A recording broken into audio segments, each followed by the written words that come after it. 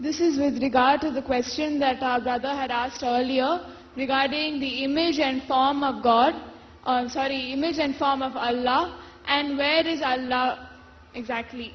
So, Brother Yusuf, you had answered the earlier part of the question, what is the image and form of Allah, but you had not answered the second part of the question, which was, where is Allah? So the sisters would like to have that clarified. The brother is here, we'll clarify it with him. Is the sister right? You wanted a clarification on that? Yes. Bismillah, alhamdulillah, wa salatu wassalamu ala Rasulullah. This question, you say, where is Allah? I want to caution the Muslims on this subject for a reason. Because there is a small group of brothers scattered around the world, and sisters, who seem to think that if this question is asked, and you don't get the right answer back, that quickly you can declare certain Muslims to be disbelievers. Okay, so I want to, before I give the answer, before I even talk about it, I want to say, please let's don't do that. Because this is not the idea. We're not here to give a dipstick check to see how is your belief. I'm going to run a rod down there and say, oh, you're about a quart low. I don't want to do that. But the reason to ask the question is really to ascertain, do we consider that Allah even exists? And if He does, where? Is it a physical existence? If so, how do I understand it? Islam has provided the answer very, very clear. Unfortunately, not all the Muslims have taken the time to read, study, and spend time with their scholars. Okay, if they had, then they wouldn't have to ask the question. But it is a legitimate question, and it was asked by the Prophet, peace be upon him, about a woman to determine, does she have the right belief in God? He said, where is God? And she pointed up, like that. And that was sufficient. He said, this is a believer, you can get married to her, or whatever the situation was. The point is that this was a legitimate question, and this was a legitimate answer. But now, I found from some other Muslims, so-called anyway, they're called the Nation of Islam, they asked me, after one of our programs, they said, well, if you said Allah is up, and you held your finger like this, okay, 12 hours later, the earth will rotate, so you'll be pointing the other way. Does that mean God went down, or how does that work? Huh? And right away you're going, oh. I don't think, and I'm talking about from the Hindus, the Christians, Muslims, everybody, I don't think anybody really considers that a legitimate question. That's kind of stupid. Because what you're saying is, God is up above the heavens, wherever that is. God is not here, up there.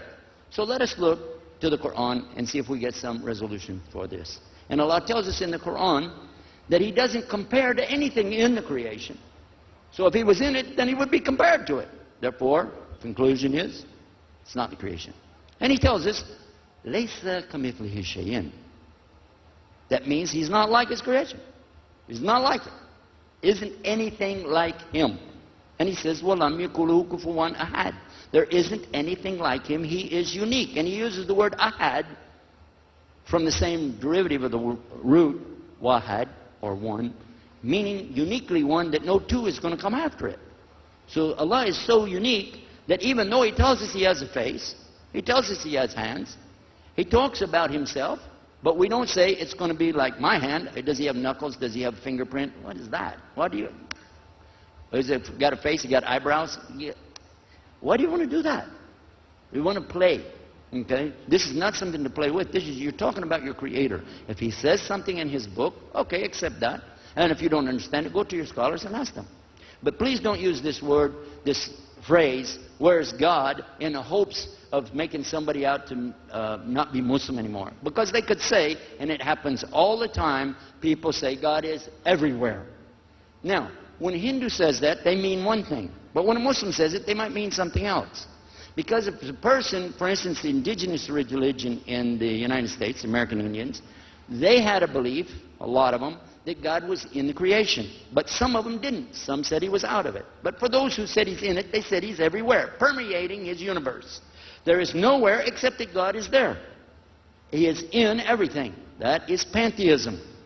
This means that God is literally everywhere.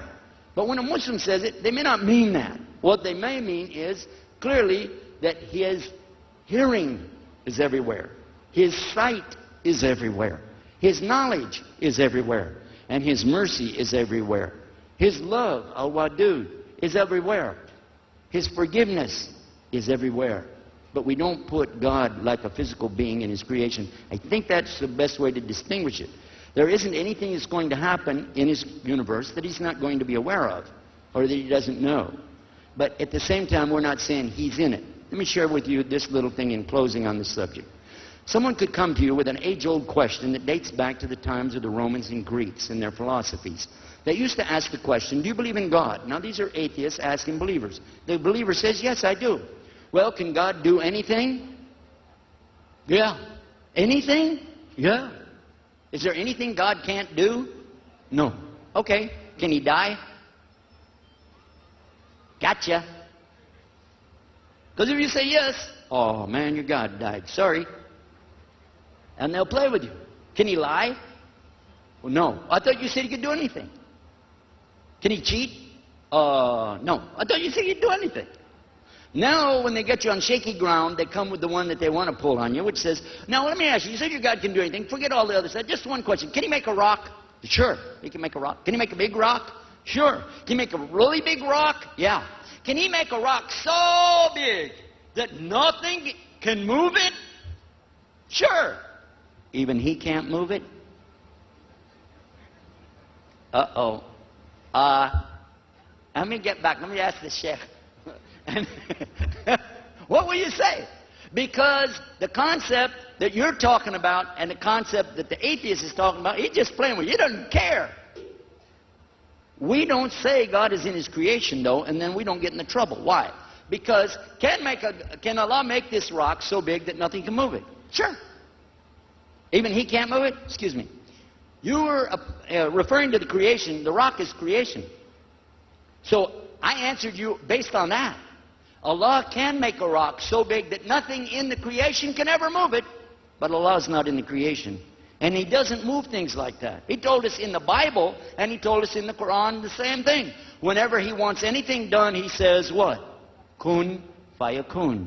Be, and it is. That's how He works. He doesn't go get a lever and a fulcrum and then, let me move that rock. Why did I put that over there? It's too big. This is not how God operates. And when you compare God to the creation, then you have brought this whole concept down to something that people will easily destroy. And then all you have left is your faith in what? And then you're not sure anymore. You get doubt. And then you just have to run over by yourself and you can't share your message anymore. So this is why it's important to stay on this pure and pristine image of what we believe about the Almighty. He is not like His creation. He is not in His creation. Creation has a point of time that it was coming about, whereas He is eternal. He's never having a beginning nor an ending. And this is what the Bible teaches, and this is what the Quran teaches. So we shouldn't compare Him to the creation. So make this distinction.